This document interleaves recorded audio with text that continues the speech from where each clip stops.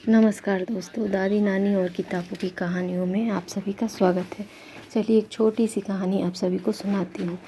एक बार भोले बाबा माँ पार्वती को बोले कि चलिए मैं अपने भक्तों से आपको मिलवाता हूँ, भक्तों का दर्शन करवाता हूँ।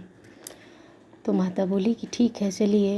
हम दोनों लोग निकले। तो बोले पहले अभक्त का दर्शन अभक्त से मिलवाते हैं। तो गए। सुबह का टाइम था और अभक्त के पास बहुत बड़े आदमी थे जो भक्ति नहीं करते थे। उनके पास हाथी घोड़ा धन दौलत नौकर शान शौकत जितना भी होता है सारा कुछ था। गौशाला था। तो भोले बाबा संत वेश में गए थे। तो बोले कि भगत जी थोड़ा सा 100 ग्राम हमको दूध दीजिए, ठाकुर जी को नहलाना है। तो वो जो थे भक्त जो थे भक्ति नहीं करते थे, वो एकदम गंदे से बोलने लगे। सुबह सुबह ही मांगने चले आते हैं, जाइए यहाँ से। जितना कुछ बोलना था गंदे से एकदम बोले। और वहाँ से भोले बाबा और माँ पार्वती चल दी। उनको तो बहुत गुस्सा आया कि ऐसा भक्त है कि इसको तो अभी यदि आप साथ में नहीं होते तो हम इसको भस्म ही कर देते। माता पार्वती बोली। तो भोले बाबा बोले कि नहीं नहीं, ऐसा नहीं है। तो नहीं, हमको गुस्सा नहीं आया, लेकिन ये आपका अपमान किया, आपके साथ ऐसा व्यवहार किया, इसको देखते हुए हमको ऐसा लग रहा है।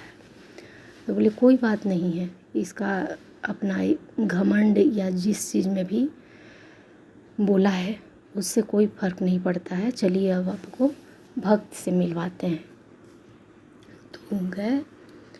जो भक्त थे उनका एक छोटा सा झोपड़ी जैसा कुटिया था। उसमें एक गाय थी, एक उनकी माता बूढ़ी माता थी। तो वो अपने काम काज में लगे थे, गैया को खिलाने में। मैया अंदर थी, उनकी जो माता थी वो झोपड़ी में थी। सुबह सुबह गए संत जी, संत वेश में भोले बाबा माँ पार्वती। तो बोले कि भक्त थोड़ा सा दूध मिलेगा क्या? एक गाय थी, मात्र एक गाय थी जो भक्ति करते थे उनके पास। बोले हाँ हाँ बाबा आइए आइए। एकदम पूरा स्वागत करके उनको बुलाए, अच्छे से बैठाए। झोपड़ी से माँ उनकी बाहर आई, बूढ़ी माता जो थी वो आई और पैर धोई इनका संत जी का। उसके बाद प्रणाम की, लोग जो भी था उनको पानी पीने के लिए लाई। पूरा स्वागत जो होता है माँ बेटा दोनों मिल के लोग किया। पूरा आंचल से उनको पंखा झलने लगी। सुबह का टाइम था, लेकिन जितना स्वागत उनको करते बना माँ बेटा लोग किया।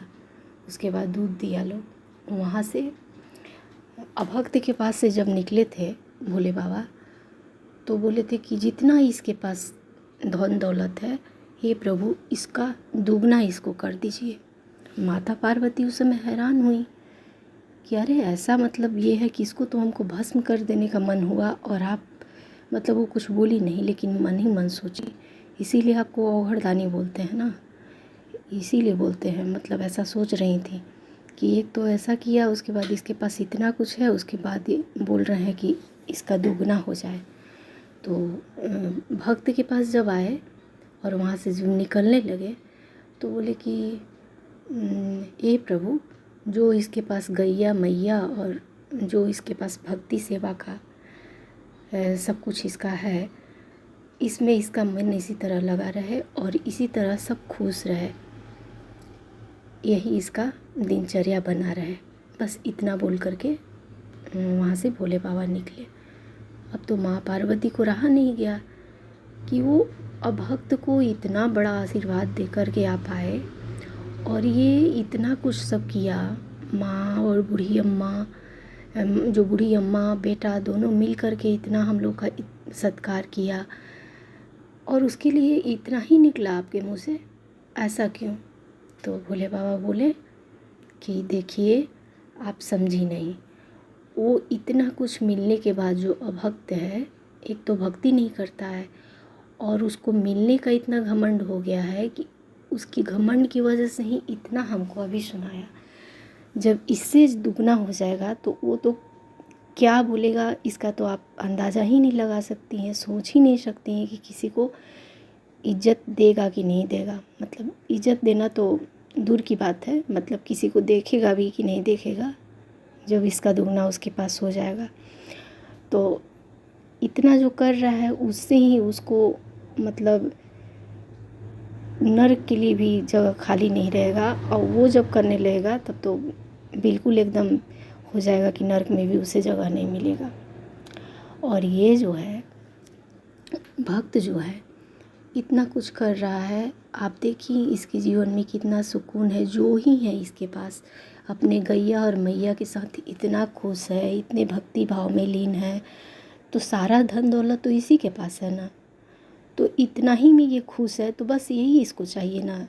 जो चीज़ इसके पास अभी है और जाने के बाद भी गैया मैया और ये सभी मेरे ही शरण में आएंगे, तो इसलिए ही हम ऐसा दोनों को आशीर्वाद दिए। तो भोले बाबा और उनके आशीर्वाद, ये भगवान के आशीर्वाद को समझ पाना मुश्किल है। तो जैसे माँ पार्वती नहीं समझ पाई, तो फिर हम लोगों का क्या है। तो ये कहानी आप सभी को, ये छोटी सी कहानी आप सभी को कैसी लगी। कहानी पसंद आई हो तो वीडियो को लाइक कीजिए, चैनल को सब्सक्राइब कीजिए। कहानी पसंद आई हो तो अपनों के बीच शेयर कीजिए। Thank you.